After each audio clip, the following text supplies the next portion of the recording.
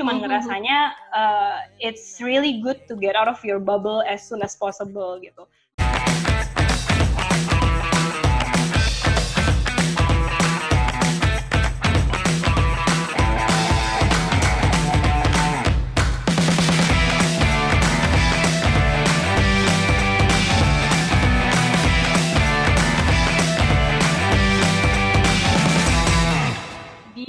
Live After Gatsam kali ini, aku bakal sharing cerita sama Mutiara Nisa. Hai. Hai Nis, long time no see. Yang ketemu itu kita 2018 ya?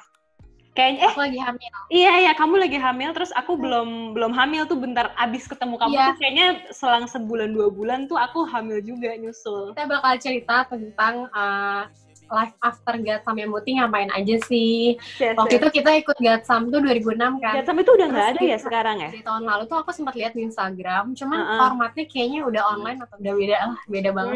Beda. Kamu ikut 2006 itu berarti kamu umur berapa? Kayaknya ya 14 menuju 15 gitu kali ya.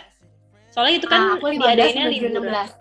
Oh, I see. Ya. Aku ingat kita beda setahun sih. Berarti waktu umur itu kamu masih SMA kan? Aku baru lulus SMP kalau nggak salah. Terus mau berarti baru SMA. Terus aktif foto-foto nggak sih waktu ini? Aku lumayan deh, karena mungkin aku di Jakarta ya. Jadi pas aku selesai SMP itu kan kepilih Gadis Sampul liburan. Terus pas masuk sekolah baru, lu bayangin gak sih kayak masuk SMA baru, terus Gatsam itu pasti diejek-ejekin parah dong sama kakak kelasnya. Oh ini Gatsam yang ini Iya, apalagi kayak di majalahnya tuh baru pada terbit, jadi pada yang kayak dipasang lah fotonya di mading gitu-gitu deh, itu malu-maluin banget. Cuman kayaknya abis setelah 1 semester pas abis mosnya udah selesai gitu, aku jadi lumayan rutin foto lagi karena kayak ya udah lebih berani aja sih gitu. Selama 3 tahun sekolah tuh bagi waktu sama photoshoot juga ya? Itu yang orang mungkin nggak tahu ya, yang yang orang yang non Gatsam gitu, bahwa sebenarnya Gatsam itu takes a lot of work banget nggak sih sebenarnya. Harus ngebagi waktu antara sekolah sama itu sebenarnya kerja juga kan, kayak kerja part-time gitu. Jadi kayak kita biasanya, kalau aku sih dulu karena jarak sekolah sama kantornya Gadis, which is di Kuningan itu nggak terlalu jauh, jadi aku biasanya masuk sekolah dulu, terus kayak sampai jam 10, setengah hari jam gitu 11 ya, setengah hari, terus habis itu aku cabut, sisanya aku kerja. Dan itu kerjanya juga nggak yang sampai cuman 2 jam, 3 jam kan, bisa sampai malam gitu. Kamu dulu gimana? Kamu keluar kota?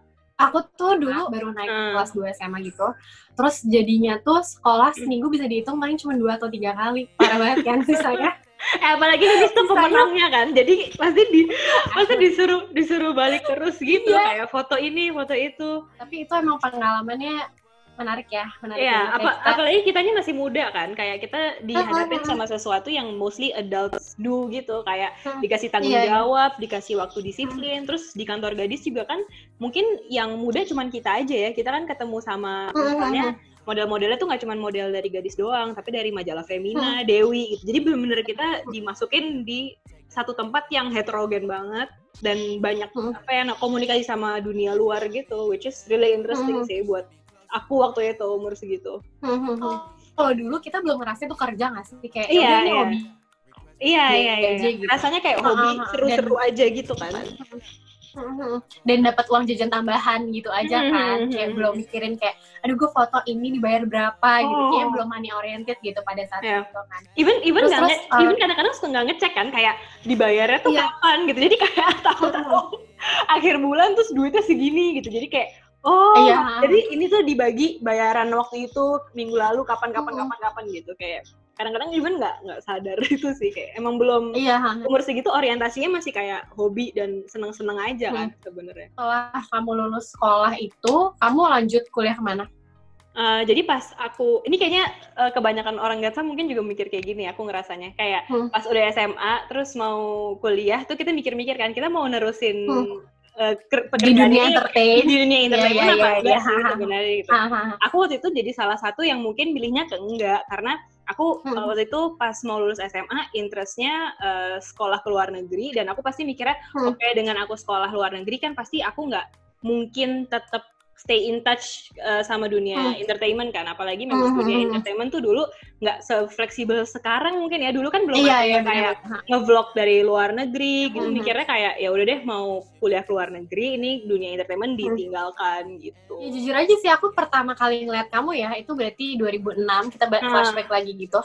Aku tuh ngeliatnya kayaknya, wah ini kayak calon-calon artis gitu loh, kayak yang akan di jalur itu. Kayak pertama kali ngeliat tuh, kamu tuh kayaknya rambutnya sebahu, pokoknya pendek lah, karena kita waktu itu dipotong semua rambutnya pendek. Di makeover gitu. Ya, aku sama kamu yang termasuk yang rambutnya paling pendek kan saat itu. Iya, terus kayaknya nih orang tuh emang, kamu tuh udah yang pede banget gitu. Terus kayaknya emang ya udah bakal berkarir di situ aja gitu. Jadi lebih memilih kuliah daripada lanjutin di dunia entertainment. Nah, sebenarnya pengen antara dua-duanya, cuman kayaknya emang jalannya nggak ke situ. Terus malah aku nerusinnya ke luar negeri gitu. Aku juga tuh itu sempat. Kamu kemana sih?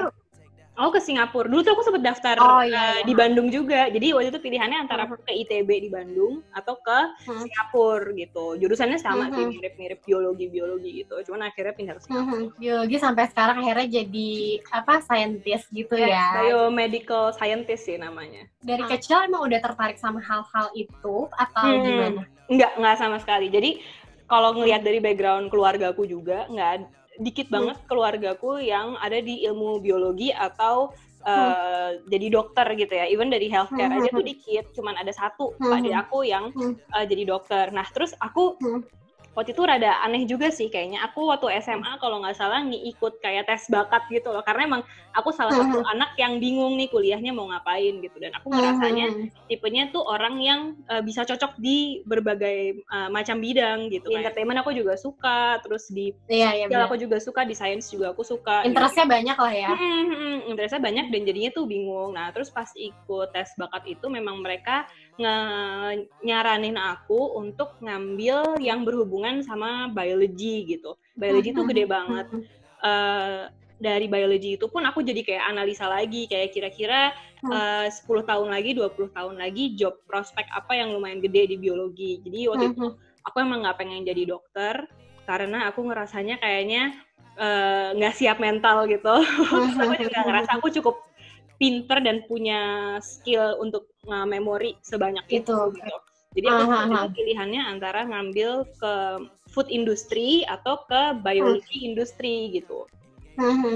Pas aku lagi nyari-nyari kampus, emang tertarik di luar negeri. Kalau di Singapura itu emang mereka ada strategis kuliah gitu loh, Nis. Jadi kayak kalau di Singapura itu kan memang mereka dalam beberapa tahun sekarang ini memang biomedical science itu lagi kembang banget. Jadi makanya mereka membuka banyak kuliah buat biomedical science gitu. Terus gara-gara aku mikir, nih berarti mata kuliah, jurusan yang lumayan atraktif juga ya gitu, karena sekarang di Indonesia belum banyak, cuman prospeknya mungkin bagus ke depan gitu. Nah makanya aku biomedical science. Tapi saat itu pun banyak banget yang aneh gitu sih, kayak ngerasa aku juga salah satunya. Ngapain sih biomedical science, kayak lu kuliah apa gitu, kayak lu neliti lu neliti orang, ngapain sih sebenarnya gitu. Aku juga jujur walaupun ngejalanin kuliah itu nggak bener-bener ngerti bidangnya tuh sampai pas udah kerja kali ya. Apalagi mungkin sekarang karena lagi ada COVID-19 ya, jadi orang lebih melek lagi kayak ada sih orang yang kerjanya kayak kerjaan aku gitu, kayak neliti itu gitu ya. Terus akhirnya setelah kamu udah memutuskan untuk kuliah keluar itu, sampai sekarang udah nggak aktif lagi tuh di dunia, misalnya kayak masih suka foto atau gimana? Enggak sih sebenarnya, mungkin kalau kayak foto-foto gitu cuman jadinya for fun aja kali ya. Menurut aku dunia entertainment emang tanggung jawabnya gede banget dan dedikasinya harus full banget gitu loh. Jadi kalau misalnya emang mau ngelakuin dua pekerjaan at the same time, misalnya satu entertainment, satu lagi pekerjaan yang lainnya, harus bagus banget time managementnya, dan kayaknya aku nggak sejago itu. Apalagi sekarang kita udah jadi ibu-ibu ya. Ya, itu kayak harus membelah diri lagi ngurusin anaknya. Setelah kamu lulus dari Singapura tuh kamu ke UK ya? Jadi aku tuh abis pulang dari Singapura balik ke Indonesia dulu kan, cari kerja. Terus abis itu aku pas cari kerja itu aku sempat nyoba beberapa pekerjaan. Jadi yang pertama itu aku kerja di bidang farmasi dulu. Di situ aku kerjaannya nggak terlalu lab based, nggak terlalu science gitu sih, jadi lebih ke marketingnya. Terus abis itu mungkin aku ngerasa bahwa itu nggak kurang cocok. Nah pas itu sih turning point-nya aku banget. Turning point, aku mikir lagi, reevaluasi ulang lagi, mau jadi apa nih aku ke depannya gitu, mau ngambil jalur karir apa gitu. Terus abis itu ya dengan kelebihan dan kekurangan Indonesia untuk research and development dan science kan sebenarnya kayak ini pekerjaan yang aku punya tuh emang lumayan challenging di Indonesia dengan apa ya namanya, dan belum populer sama sekali ya. Iya kayak sebenarnya lumayan banyak, tapi kalau misalnya dihitung dari kuantitasnya tuh sedikit sebenarnya. Jadi kalau misalnya aku di dalam lingkaran saintis gitu sih ya banyak juga saintisnya sebenarnya. Terus abis aku kerja di farmasi itu, aku akhirnya decide kalau misalnya kayaknya emang dunia akademik atau dunia research itu buat aku gitu, ngelihat bahwa mungkin aku orangnya suka penasaran aja sih sebenarnya, suka questioning everything gitu. Terus habis itu aku kerja di satu institut buat research and development. Nah pas dari situ sih aku lumayan belajar banyak dan beneran jadi scientist. Kayak tiap hari ketemu virus, tiap hari analisa DNA gitu-gitu. Nah dari situ baru aku pengen cari beasiswa S2, terus habis itu aku dapat beasiswa untuk ke UK dari LPDP gitu. Oh, jadi jalurnya LPDP ya? Terus kamu tuh di UK berapa lama sih? Jadi pas kemarin aku ke UK tuh mungkin hampir 2 tahun ya, karena kalau misalnya di LPDP itu kan perjanjiannya kita ke sana untuk sekolah, dan abis sekolah kita harus langsung kembali gitu ke negaranya, harus pulang ke negaranya. Jadi aku pas di UK, aku alhamdulillah sih dapetnya tuh salah satu kampus terbagus di sana. Jadi kalau misalnya orang tahu UK, Oxford sama Cambridge, ini aku dapetnya nomor 3-nya, jadi ya lumayan lah ya gitu. Oh ya, oke. Kampusku tuh namanya UCL di London. Aku pas kuliah itu bareng sama suamiku, jadi aku ambil S2, dia juga ambil S2. Terus abis jadi cinlok kayak di situ ya? Enggak, aku nikah dulu di sini malahan. Oh iya. Jadi aku nikah sebelum berangkat S2 supaya bisa honeymoon yang lama banget gitu loh. Bareng-bareng ambil S2 di sana, terus abis itu pulang deh. Pas pulang, aku baru aja pas pulang itu aku ketemu kamu itu. Ngobrol-ngobrol lagi kan. For Good-nya tuh 2018 ya? Iya, 2018 tuh aku baru pulang lagi ke Indonesia.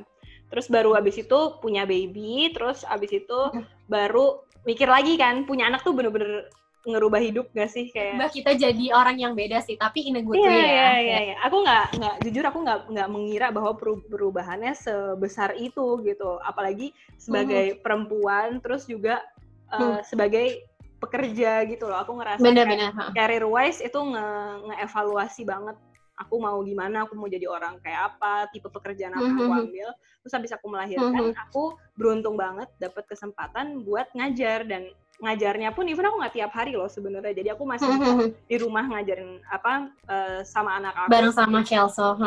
Masih bisa deket sama Kelso, tiap hari ketemu. Tapi kalau misalnya aku perlu ngajar, aku pergi ke kampus gitu.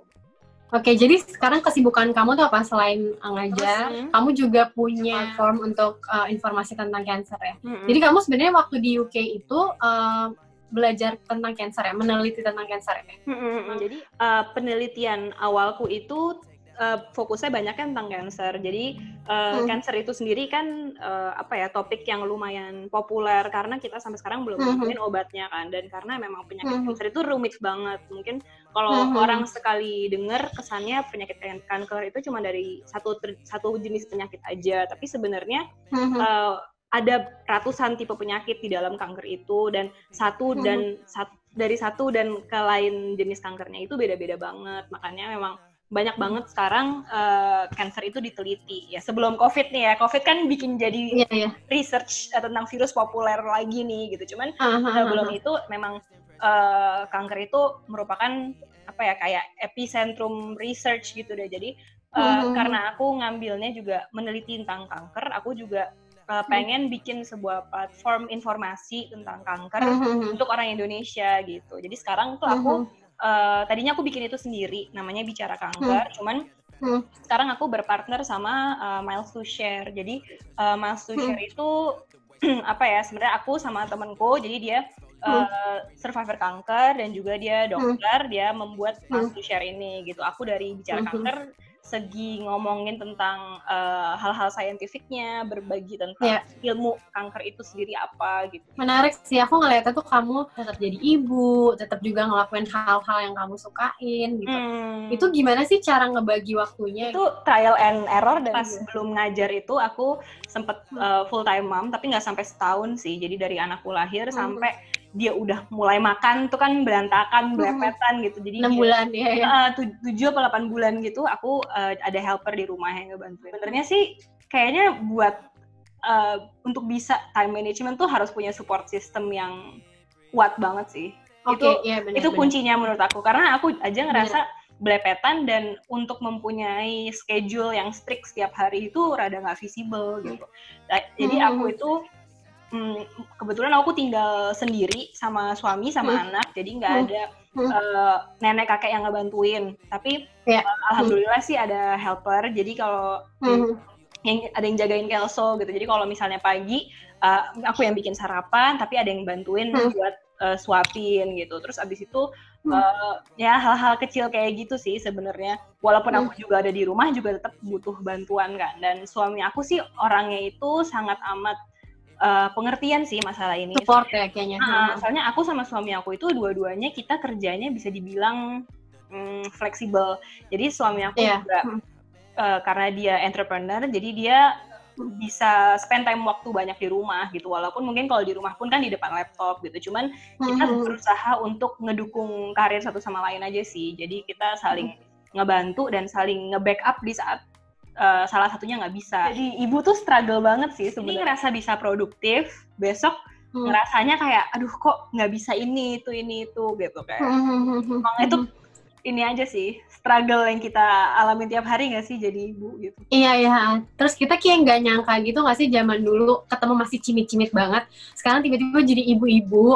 Terus kayaknya gila, kita udah di level itu tuh gitu, bisa gitu ternyata ngurusin anak gitu segala macamnya. Terakhir yang aku pengen tanya sama kamu, life lesson apa sih yang didapat waktu kamu ikut Geri Sampo? Menurut aku, sebenarnya banyak banget ya. Aku ngerasa aku jadi salah satu orang yang beruntung banget. Mungkin sekarang dari sampul yang kita punya dulu itu udah nggak ada ya, tapi itu hadir di dalam bentuk-bentuk yang berbeda gitu.